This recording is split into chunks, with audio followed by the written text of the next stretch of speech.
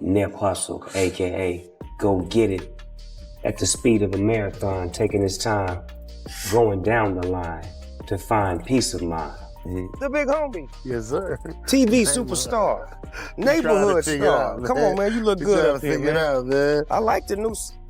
Give me a blanket, grab me a knife and a fork, put the blanket over my nose right here, my low black glasses on, and ride like this the whole flight.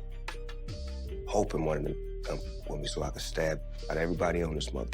I would see Nip and Lauren out, they reminded me of me and my wife. It was like black excellence. You love to see that. Snoop Dogg's name just can't stay out the whispers of betrayal in hip-hop, and now the heat is getting louder than ever. Fans been side-eyeing him for years, wondering if his loyalty is real or just another industry performance with a smile. Man, Nipsey Hussle, man, that's my dear brother right there. Nipsey is he's a South Central legend. He was a businessman. He was a leader, a teacher, a father, an entrepreneur. And now, another heavyweight just added his voice to the doubt. Blacc Sam, Nipsey Hussle's big brother. Snoop and Nipsey weren't just casual industry partners. They had history, deep respect, and a bond that went beyond music. When Nipsey was rising, Snoop showed love. Mr. Nip Hussle, a.k.a. Go Get It, at the speed of a marathon, taking his time, going down After the line Nip's tragic death in 2019, Snoop stood at his memorial and spoke like he lost a brother. His words had people convinced he was family, not just another rapper paying respects. Blacc Sam believed that loyalty too. In fact, he showed it back, sending Snoop a rare marathon package in 2022, stacked with exclusive gear, only meant for those who were truly in Nip's circle. That wasn't just merchandise, that was trust, that was respect. But then everything flipped on its head. Snoop's been spotted cooling with Big U, the very man streets connect with Nipsey's downfall. That's not just messy, that's a blazing red flag. Everyone knows Nipsey had a long, heated history with Big U. Nip didn't play fake. He told people straight up to stay away from him, and he even dropped the diss track, You Don't Got a Clue, where he rapped, I built this on my own, and everybody know it's true. Still dudes act like they supposed to have control of what I do. Those bars weren't subliminals. Everyone knew they were aimed straight at Big U. The fans knew, the streets knew, and best believe Snoop knew too. Everybody know Big U and Nipsey had an argument, homie. Everybody know Big U was shaking Nipsey Hussle down, making him pay protection fee, sorta. Nipsey Hussle got smart and say, I don't wanna pay you $20,000 a month no more. And Nipsey Hussle come up dead. He lost his protection, and the hood killed him. We all know this, homie. So the question is, why would Snoop link up with the very man Nipsey warned the world about? The rumors go deeper. Word is, Snoop's name been tied to Big U's extortion-style check-in hustle. For years, Big U was infamous in LA for making rappers check in and pay up when they touched down in the city. Nipsey refused to play that game. Insiders even say Nipsey cut Big U off from those protection bags, and a lot of people believe that bold move played a role in setting up his deadly fate. Big U didn't hide his rep either. He even started a whole show called Checking In just to flaunt his street influence. And guess who popped up as a guest? Yup, Snoop Dogg. That cameo had people looking sideways, especially Blacc Sam, who never trusted Big U from the start. Even when Nipsey tried to squash the beef temporarily, Sam stood firm. He didn't like Big U, didn't want him close, and one of the biggest reasons traces back to the death of their close friend, Stephen Fats Donaldson. Fats wasn't just a homie, he was family to both Sam and Nip. But in 2017, he was gunned down in a drive-by. Whispers in the streets say Fats had stepped to Big U for pressing Nipsey, and just a week later, he was gone. That's why Sam always moved fearless when it came to protecting Nip from Big U. When Nipsey dropped You Don't Got a Clue, Big U and his crew allegedly pulled up, not just to confront him, but to discipline him. And in street code, that meant something heavy. They tried to line Nipsey up for a DP, but Sam wasn't going for it. He stepped in, stood 10 toes, and told Big U straight up his brother wasn't leaving with them, and it didn't end there. In another clash, Big U reportedly squared up with Nipsey, even getting the upper hand in the fight. But before it went too far, Sam jumped in, grabbed a pistol, and fired a warning shot to shut it all down. That's the type of brother Sam was, always ready to ride for Nip no matter what. And even after Nipsey's tragic murder, Sam hasn't backed down a single inch. If anything, he's become more fearless, standing tall, carrying his brother's legacy like armor. Nip wasn't just his brother, he was his other half. The day Nip was killed, Sam wasn't there, and that painful video of him rushing in later, trying to save Nip's life with his own hands, that still haunts fans to this very day. From that moment on, Blacc Sam's mission only grew stronger. Nobody was going to disrespect Nipsey's name on his watch. Nipsey dissed, right? And he was like, hey, cuz, is this song about me? So Nipsey stood up or whatever and was like, yeah, cuz he was drinking some water out of a water bottle and he threw it on Nipsey, right? He was like, we're gonna have to go get down or whatever. So he thought Nipsey was gonna back down. Nipsey stood up. Blacc Sam said, cuz my brother ain't going nowhere. He was like, he ain't from the hood or whatever like that. He was like, my brother ain't going nowhere. So when Snoop Dogg popped up cozying next to Big U, that had to cut deep, making Sam question everything he once thought about Snoop. And just like he's checked others for disrespecting Nip, he might just slide Snoop into that same category. Homie. Yes, sir. TV superstar.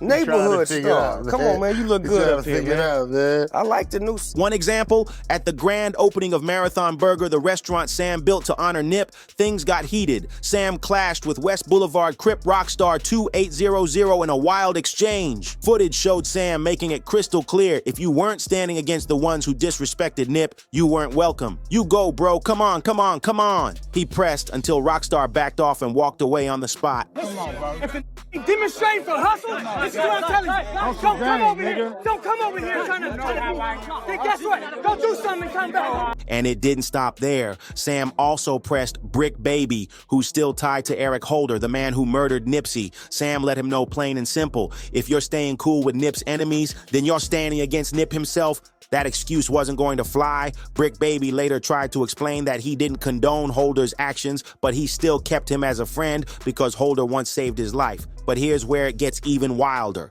If the streets are right, the so-called demonstration for hustle came full circle because Brick Baby himself is now locked up right alongside Big U.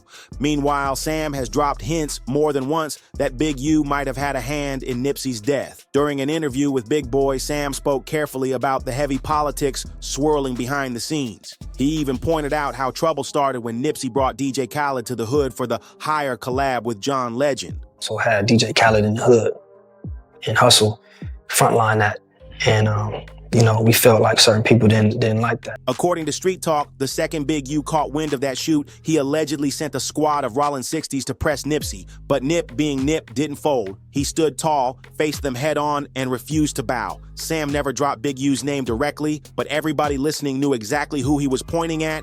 Big U always had an issue with artists pulling up in the hood without checking in, but Nipsey refused to play that game. His vision was bigger than street politics. He dreamed of unity. He wanted to bring Bloods and Crips together to break cycles and prove there was another way forward. That's why he linked with YG, an active Blood, to send a message that unity was possible.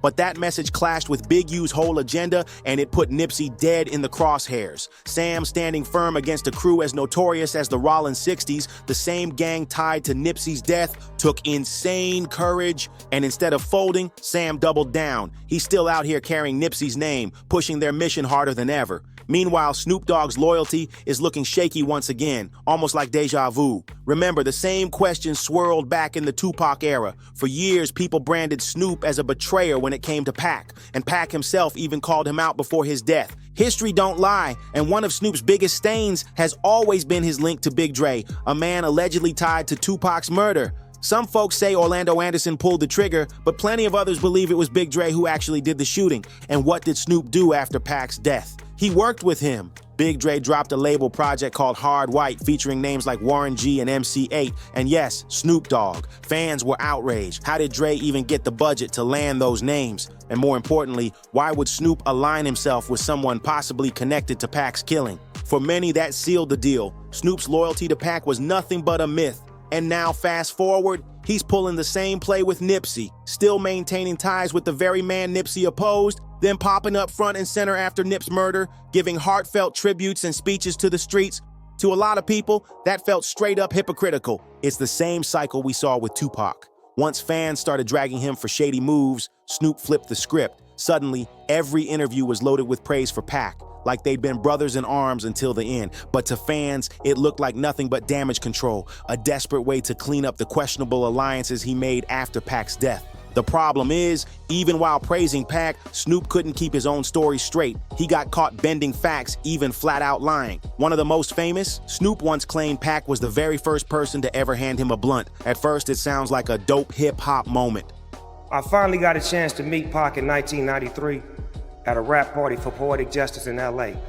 And on that night, Pac passed me my first blunt. Until you realize the math don't add up. Snoop met Tupac at 21, long after he was already blazing heavy. Actress Cameron Diaz even admitted she used to buy weed from Snoop back in high school. That means he was deep in the game years before Pac ever came around. And that wasn't the only story he made up. Snoop also claimed that when Tupac was locked up, Pac was in danger, and he personally begged Suge Knight to bail him out for protection.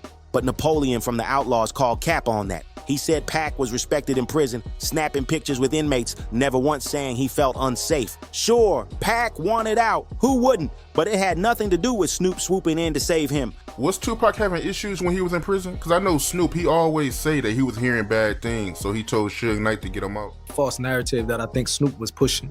You know what I mean? Pac, for a fact, he wasn't really, he had a lot of, like, he used to send us pictures, and his pictures on the internet when he was taking pictures with New York dudes up in Clip. I guess people, they like to say that so then they can vouch for some other rumors that's being spread about Pac to try to put dirt on his name. You know what I mean? So it wasn't a fact that he was disliked, he was holding it down. We'll visit him monthly, some of us weekly. I can't recall him saying anything where he felt like he was in danger. You know what I mean? Like, not one time. He wasn't like, hey, I'm good. Y'all just go do your thing and leave me alone. No, he wanted to come home, but he definitely wasn't having any issue. Another wild twist is Snoop's version of the MTV VMAs drama between Pac and Nas. He tried spinning it like Pac thought Nas dissed him on It Was Written, especially with the line, fake thug, no love, you get the slug, CB4 gusto. Suddenly, Nas was painted as another enemy on Pac's list, right next to Biggie, Puffy, and the whole Bad Boy camp. The tension reached its boiling point at the 1996 MTV VMAs when Pac and Nas crossed paths backstage. In terms of intention, Pac was a street dude, right? And he represented thug life on the surface, right? But you get into the message and his direction, he was really a revolutionary and trying to lead people. Now here's where Snoop's story gets messy. He later claimed Nas rolled up with nearly 100 Queens shooters surrounding Death Row's crew. According to Snoop, Nas wanted no smoke, not because he couldn't handle it, but because he chose peace over bloodshed. In Snoop's telling, Pac came off wild, screaming insults at Nas while not even realizing Death Row was boxed in and could have been wiped out. Meanwhile, Snoop painted Nas as the cool-headed boss who spared them all. But here's the catch. Snoop wasn't even there. Napoleon, who stood right beside Pac that night, said the whole story was fake.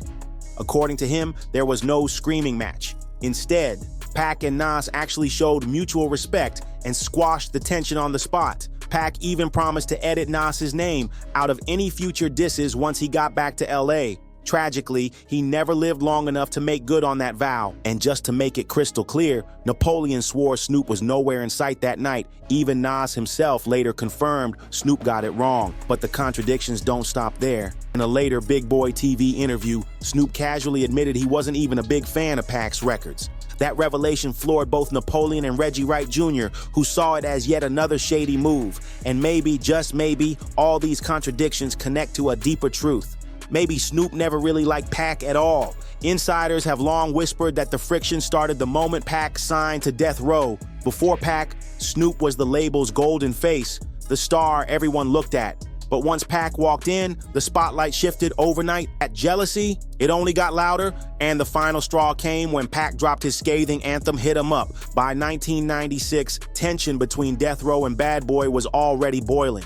The MTV VMAs in New York only turned up the heat. That's when Snoop started moving strange. First, he skipped a planned rehearsal with Pac for Saturday Night Live. Then, out of nowhere, he hopped on a New York radio station and said, I got nothing but love for Biggie and Puffy. You can imagine how that hit Pac. It wasn't just words, it was a straight gut punch. Especially because just days earlier, Snoop had been in the studio with Pac recording tracks, throwing shots at Biggie and Puffy, and then suddenly he's on air showing them love. Pac wasn't disrespecting Nas at all. You know, I know Snoop said Pac punk Nas and then went to Snoop and said, you see how I got these New York dudes? None of that happened, bro. It was a mutual respect thing. Pac and Nas met each other. It was nobody talking disrespect from both sides.